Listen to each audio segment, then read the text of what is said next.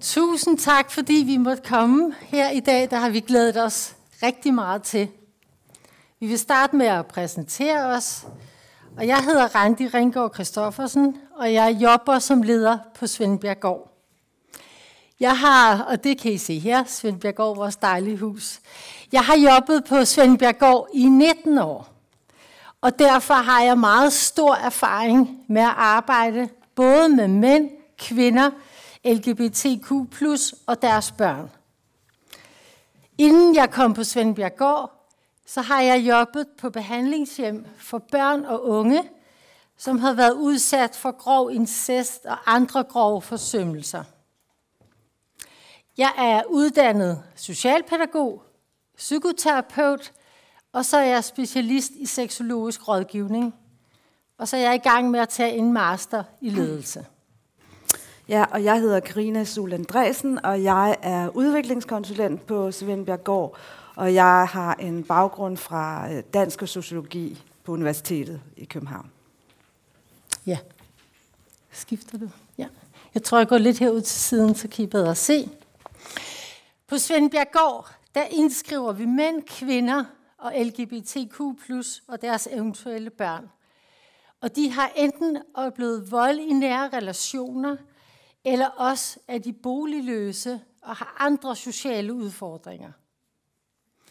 Det er først her i 2024, at mænd kom med i lovgivningen i Danmark.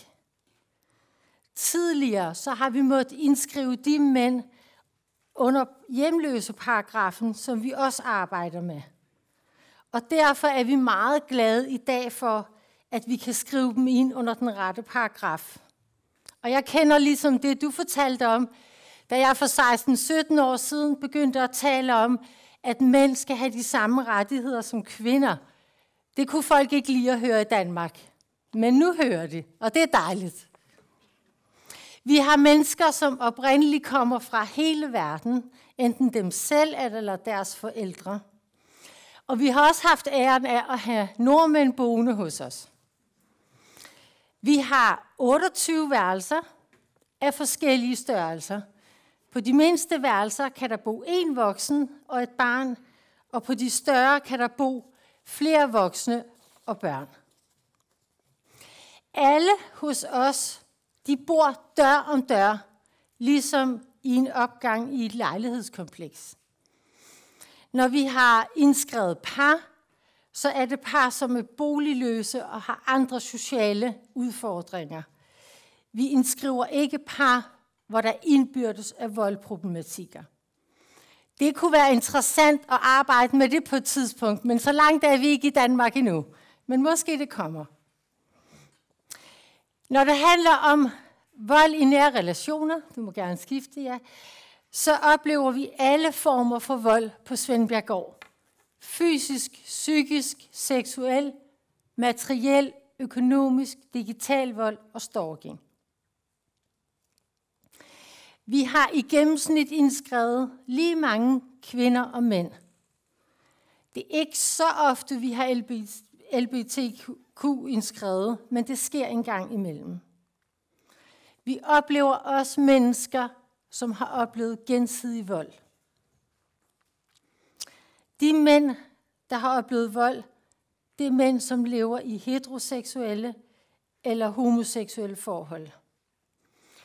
Det er meget sjældent og ret sjældent, vi møder lesbiske kvinder på krisecentrene, og det er sådan generelt i Danmark. Svendbjerggård er ejet af Frelsens Hær, Salvation Army, som I sikkert kender os her i Norge. Og så har vi driftaftale med regionen i København. Må du godt skifte. På Svendbjerggård, der har vi ansat socialrådgivere, pædagoger, ergoterapeuter, akademikere, servicemedarbejdere og ledelse. Og for os er det vigtigt, som vi også har hørt jer andre sige, at vi har en stor diversitet i vores personalegruppe. Og det gælder køn, etnicitet, alder, erfaringer og uddannelser.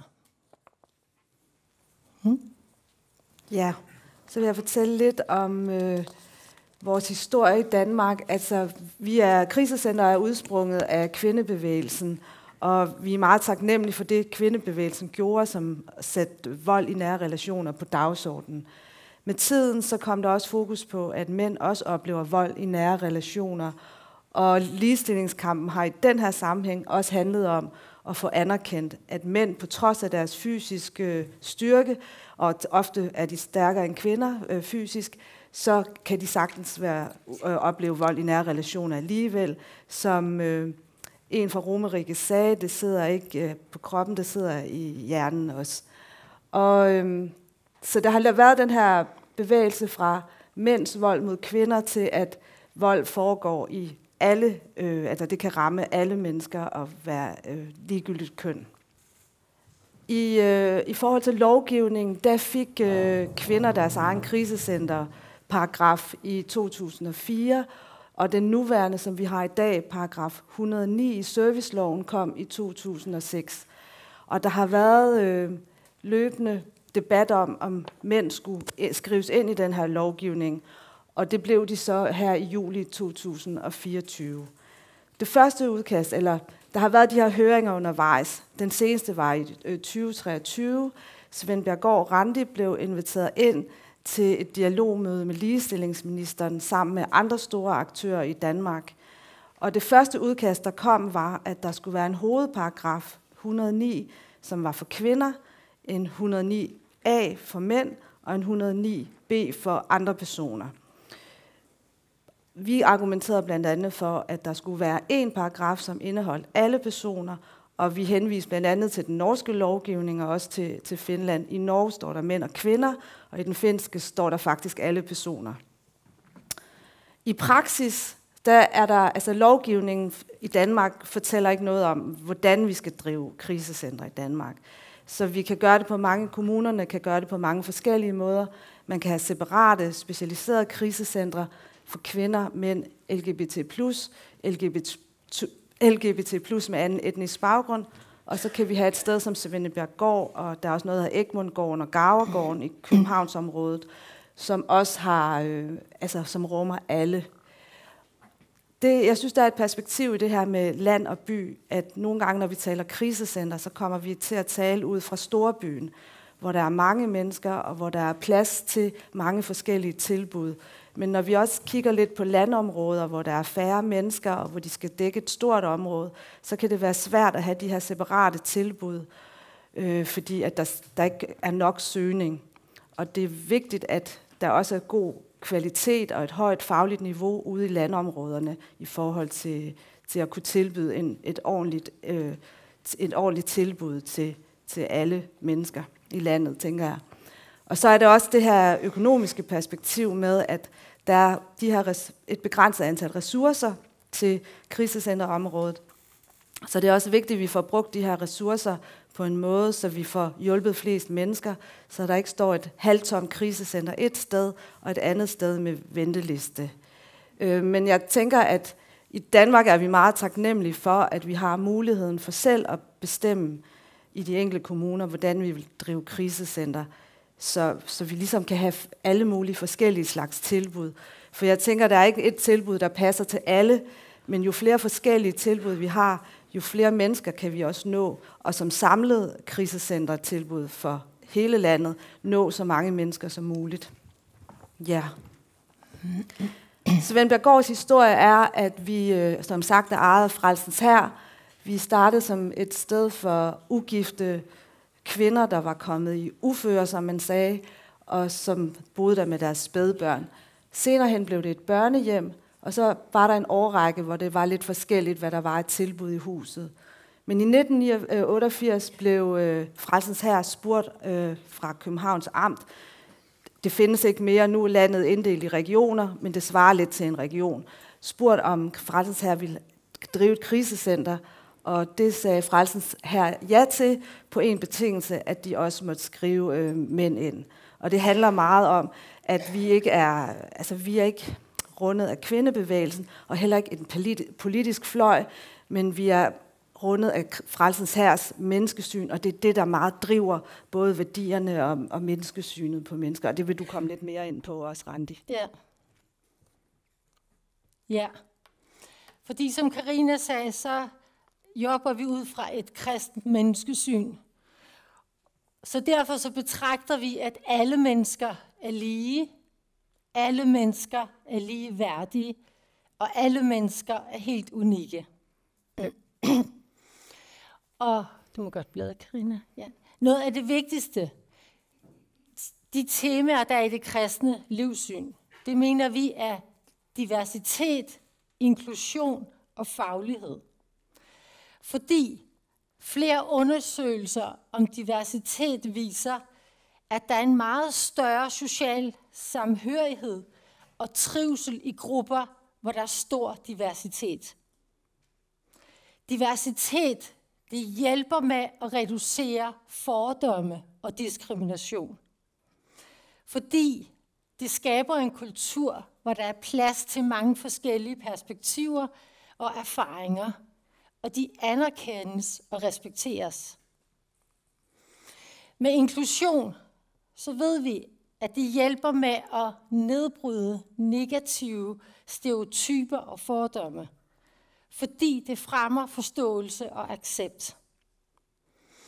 Der opstår oftest mest dynamik og glæde og udvikling, der hvor vi er åbne og rummelige.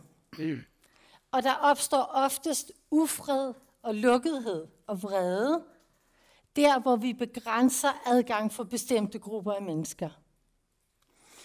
Og de erfaringer fra verden kan vi sagtens overføre på vores sociale tilbud. Skal vi så bare være åbne for alle og lukke alle ind? Nej, det skal vi ikke. Dog ikke. Vi jobber alle ud fra nogle bestemte formål, og de er blevet besluttet af myndigheder og lovgivning. Men ud fra de her formål, så har vi et kæmpe ansvar for, hvordan vi forvalter det. Som Karina sagde, så er alle krisecentre i Danmark frit stillet overfor, om vi vil have kønsopdelte eller integrerede krisecentre. Jeg synes, det er vigtigt, at vi bare overvejer, hvad er det for nogle perspektiver, vi ser ud fra, når vi beslutter os? Hvilke fordomme, bias har vi? Hvis vi ønsker at få kønsopdelte krisecentre, så er det rigtig vigtigt, at vi tænker over, hvorfor vil vi det? Og det næste, der så bliver vigtigt, det er at tale om faglighed. Og det er noget af det, der har været rigtig vigtigt for os i de 36 år, vi har haft integreret krisecenter. Og nu er jeg ikke 80 år, så jeg har kun været der i 19 år. Men jeg kan jo fortælle ud fra det. I vores faglighed, så bliver det vigtigt, må gerne skifte, Karina, hvilke perspektiver vi ser ud fra. Fordi når vi jobber med mennesker, som har oplevet vold i nære relationer, så kan der være en risiko for, at vi stagnerer i det retslige perspektiv. I det retslige perspektiv, politi og domstole. I det perspektiv er man selvfølgelig optaget af, hvem har skylden og hvem har ret. Så det er vigtigt, at vi lader det retslige perspektiv tage sig af det område. Vi andre, vi er ansat til noget helt andet. Vi skal se vold i nære relationer ud fra andre perspektiver. Vi skal se det ud fra det pædagogiske perspektiv, hvor vi taler om udvikling. Vi skal se det ud fra det psykologiske perspektiv, hvor vi taler om behandling. Vi skal se det ud fra det filosofiske perspektiv, hvor vi taler om ansvar. Og vi skal se det ud fra det sociologiske system, perspektiv, hvor vi taler om systemer. I medier og dagligtale, så bliver der ofte i Danmark talt om, at mænd er skyldige i vold mod kvinder. Og derfor tænker de fleste danskere, at kvinder, der har oplevet vold i nære relationer, de skal beskyttes mod mænd generelt. Den tænkning, den er både stigmatiserende og unuanceret. Hvad vil I tænke om, hvis jeres mænd, jeres brødre, jeres gutter jeres fædre blev betragtet som nogen, man skulle være ret for. Mandekønnet er ikke bærer af volden, og derfor giver det ingen mening at skærme kvinder for mænd.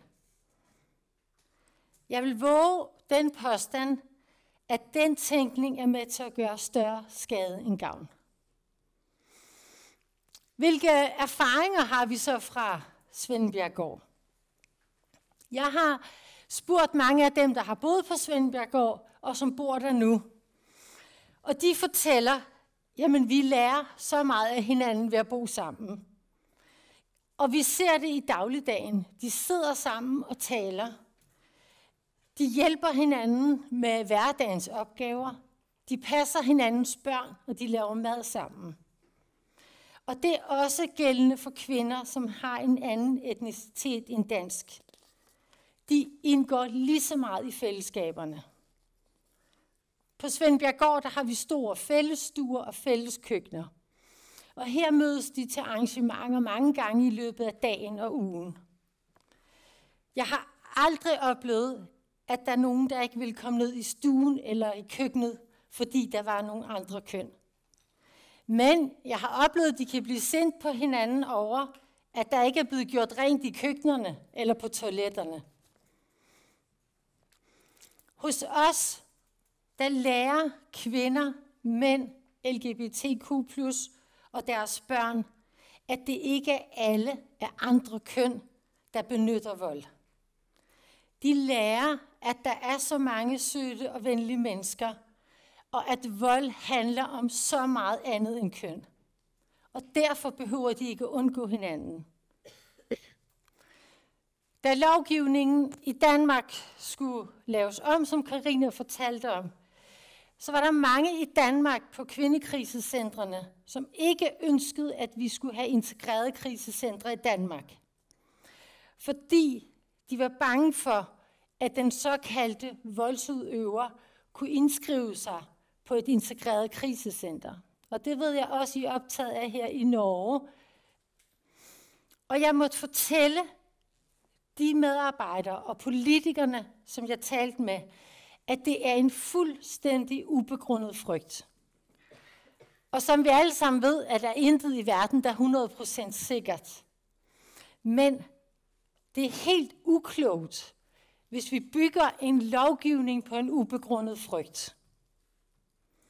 På Svendbjerggård har vi aldrig oplevet det. Og på de 2 andre steder i København, og der er også et sted på Sydsjælland, som har et integreret krisecenter, så frygter de heller ikke det her. Og noget, jeg mener er rigtig vigtigt, så er det, at det er lovgivningens opgave at skabe de rette rammer, så alle mennesker kan blive hjulpet, så der ikke er nogen, der oplever diskrimination. Men det er ikke lovgivningens opgave at bestemme, hvordan vi skal udføre socialt arbejde. Det er os, der arbejder med det sociale, der skal beslutte, hvordan gør vi det. Vores krisecenter skal afspejle et helt normalt hverdag i Danmark. Og der er det rigtig vigtigt, at vi ikke laver nogle rammer, sådan så at det bliver vanskeligt at komme ud fra et krisecenter bagefter. Det er vigtigt, at mennesker ikke regredierer, når de bor hos os. Så de fleste af dem, der bor hos os, de går i skole, de går på arbejde, de er i praktik, de går i børnehave og i vuggestue. Vi gør meget ud af at sikkerhedsvurdere hver enkelt. Og det er meget få, som har en sikkerhedsrisiko, hvor det kan være farligt for deres liv at gå ud. Så derfor er det meget vigtigt, at vi skelner, at vi ikke laver en praksis, som bygger på frygt. Det er også vigtigt i vores børneperspektiv. Fordi, hvad gør vi ved vores børn, hvis vi fortæller dem, at de skal passe på mændene? Eller på kvinderne. Nu oplever vi også kvinder, det er blevet mere anerkendt, at kvinder også bruger vold over for mænd. Hvad gør vi ved vores gutter, når vi stigmatiserer mændene? Det er så vigtigt, at vores gutter ikke tror, at de selv er potentielt voldelige. Når vi har forældre og børn indskrevet på Svendbjerggård, så mener vi også, at vi har et stort ansvar for, hvordan vi håndterer mulighederne for, at børnene får mulighed for at se den forældre, de ikke bor sammen med. Hvis det giver mening, og der ikke er en sikkerhedsrisiko, så kan den pågældende forældre komme og besøge os. Fordi det er vigtigt for børnene, at de får de bedste betingelser for positiv udvikling. Børnenes vilkår er oftest, at de har 2 forældre. Og hvad er bedre, end at vi kan støtte forældrene i et samarbejde, som bliver til glæde for barnet, i stedet for, at de skal modarbejde hinanden. Jeg vil våge den påstand, at medarbejdere, der arbejder på et integreret krisecenter, får et mere nuanceret syn på vold i nære relationer. Fordi når vi møder mennesker med et syn om diversitet og inklusion, så er vi med til, at mennesker trives bedre. Og det ser vi på Svendbjerggård. Vi har utrolig få konflikter. Vi har oplevet par komme. Vi har et par eksempler med, at en part i et forhold er kommet og har fortalt om den vold, der har været. Hvor efter et par år, at vi har indskrevet den anden part, som ligeledes fortæller om, at der har været vold i parforholdet. Så det viser, at der er en stor kompleksitet, når vi taler om vold i nære relationer. Og den kompleksitet skal medarbejderne være vidende og bevidste om. Så her til sidst, hvordan bevarer vi et trygt krisecenter? At medarbejderne fordrer det en stor faglighed, evnen til selvindsigt, hvor vi tør kigge på vores egne fordomme og bias. Det fordrer nærvær mellem mennesker, at vi sætter os ned og ser og lytter og taler med de mennesker, vi er sammen med. Det fordrer en tydelig og præcis første samtale. Jeg lærte i går, at visitation på norsk, det betyder noget andet, end vi mener på dansk. På dansk mener vi første samtale. Så vi laver ikke nogen kropslige visitationer. Så det skal lige få plads. Så på Svendbjerggård, så har vi vores første samtale med vores socialrådgiver og en kontaktperson. Og her stilles meget grundige spørgsmål. Det fordrer også, at vi tør lægge mere vægt på adfærden, end på de diagnoser, mennesker får og har. Det fordrer, at vi tror mod vores værdier. Og det fordrer også, at vi ikke lader os styre af frygt, men at vi bevarer vores tænkning. Ja, og nu vil jeg fortælle lidt om børnene på Svendbjerggård, men inden da vil jeg lige vise lidt billeder af det her vores hus, og vi har store legeområder og fodboldbane og sandkasse og det, der minder om en gård eller en stor institution. Her er børnerummet, hvor både forældrene kan være sammen med deres børn, og hvor børnefamiliepædagogerne også har nogle aktiviteter med børnene i huset. Det er lidt utænkeligt for os, at der skulle være nogle timeslots, hvor så måtte mænd være der med deres børn, og så måtte kvinder være der med deres børn. Det er meget fremmed for os at tænke sådan. Her ser I et køkken og en stue, hvor familierne sidder og spiser sammen. Alle børn, der kommer ind i huset, starter med sådan en velkomstsamtale, hvor mor eller far er med. Og så har vi en forældresamtale, hvor vi taler med forældrene om, hvordan skal vi italesætte jeres ophold her på krisecentret. Hvad ved børnene? Hvordan vil I gerne have, at vi taler om det? Hvordan taler vi om den anden forældre? Så vi ligesom er enige om det. Og så skal der være en børnefamiliesamtale inden for 14 dage, hvor alle er samlet. Og det er ikke sådan en formel samtale rundt om et bord, men det kan være, hvis det er et lille barn, at kontaktpersonen er sammen med mor og barn, eller far og barn, og hvis det er et større barn, at man spiller et spil. Men man lige får en fornemmelse af, hvad har barnet på hjerte, hvad er vigtigt for det barn. Og så ud fra det, så laver vi en plan for, hvad skal indsatsen være for det enkelte barn. Og det kan både være et forløb, og det kan være mere samvær med nogle venner i skolen, eller vi skal have i gang sat noget psykologbehandling meget hurtigt. Og nu kan vi heldigvis også tilbyde børn med deres fædre psykologbehandling, for det var jo det, de ikke havde ret til tidligere. Hvad går børnene med herfra, når de har været på Svendbjerggård? Altså, vi håber, at de går med en følelse af tillid til, at verden er et godt sted, og at de fleste voksne, både mænd og kvinder, vil passe på dem. Hos os så ser de også, at både mænd og kvinder kan være omsorgsgivere, at mænd og kvinder kan være sårbare, men også at både mænd og kvinder kan være stærke og handlekraftige. Og vi går meget op i, at de har et normalt børneliv med venner og med skolegang og institution, og at de kan få bearbejdet deres voldsomme oplevelser gennem leg og samvær og samtaler, men i et miljø, hvor der er mange forskellige mennesker. Vi ved, at vi skal til at stoppe.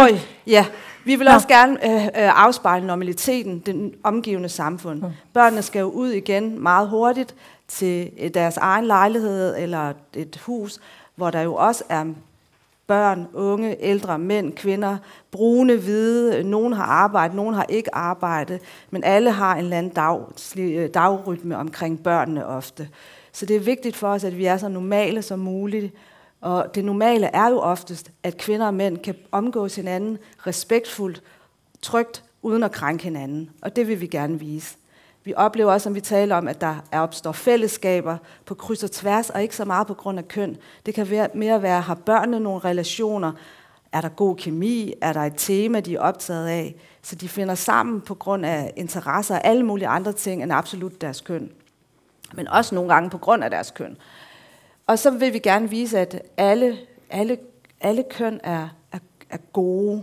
Alle har noget godt at byde og vil det bedste og kan indgå i trygge relationer. Mange af vores unge teenager, de skal jo ud lige om lidt selv og have en kæreste. Og vi vil gerne vise, at både mænd, deres eget køn og det modsatte køn, kan indgå i nogle relationer, som er positive og byggelige, og som... Så de her teenagebørn får nogle andre billeder med, og nogle andre erfaringer af voksne, der omgås hinanden, end det, de måske har set fra deres forældre, eller det, de måske ser i romantiske film på den ene side, eller porno på den anden side. Så ja.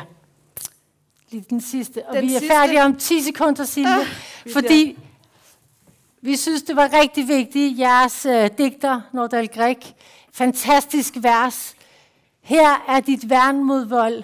Her er dit sværd, troen på livet vort, menneskets værd. For al vor fremtids skyld, søg det og dyrk det. Dø om du må, men øg det og styrk det.